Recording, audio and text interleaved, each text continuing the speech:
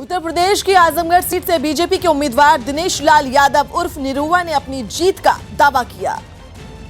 दिनेश लाल यादव निरहुआ हमारे साथ हैं, जो कि आजमगढ़ लोकसभा सीट से प्रत्याशी हैं। सबसे बड़ी बात यह है कि आप पहले गायक बने, अभिनेता बने और अब राजनेता। कैसा सफर अभी तक का रहा है?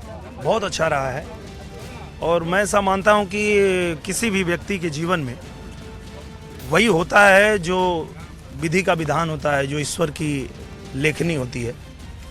तो मुझे किसी प्रकार का कोई भ्रम नहीं है कि मैं कुछ कर रहा हूं या मैंने कुछ किया है। जो कुछ भी हुआ मेरे जीवन में वो सब ईश्वर की कृपा है और उनकी चाहत है। उन्होंने जब लिखा मुझे यहाँ पैदा होना तो मैं यहाँ पैदा हुआ। उन्होंने मुझे लिखा कि मैं यहाँ खेती बाड़ी करूँ तो खेती बाड़ी किया।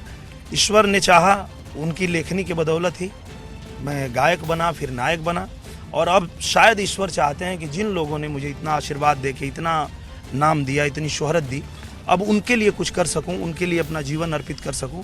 इसलिए मुझे ये सद्बुद्धि आई है और अब जो है मैं पूरी तरह से राजनीति में उतर गया हूं। और मैं ऐसा मानता हूं कि मेरे जीवन का सबसे सही डिसीजन है कि मैं इस देश के साथ हूं।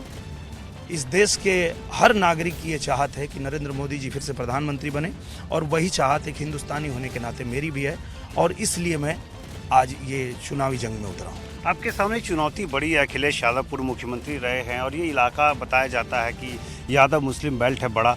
आप क्या मुद्दा रखेंगे, किस तरह से वोट मांगेंगे लोगों से? मुझे लगता है कि कोई मुद्दा बताने की ज़रूरत ही नहीं है।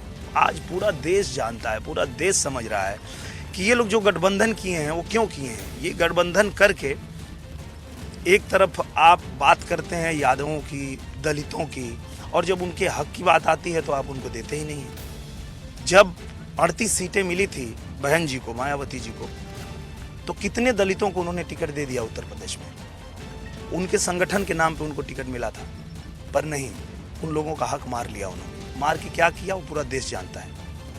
आज अखिलेश यादव जी, मैं आज दिनेश लाल यादव हूँ, इसलिए मुझे हर बार ये सवाल किया जा रहा है कि आप अखिलेश यादव के साथ क्यों नहीं हैं। अखिलेश यादव के साथ इसलिए नहीं है कि समाजवादी पार्टी जब तक नेताजी थे तब तक समाजवादी पार्टी थी।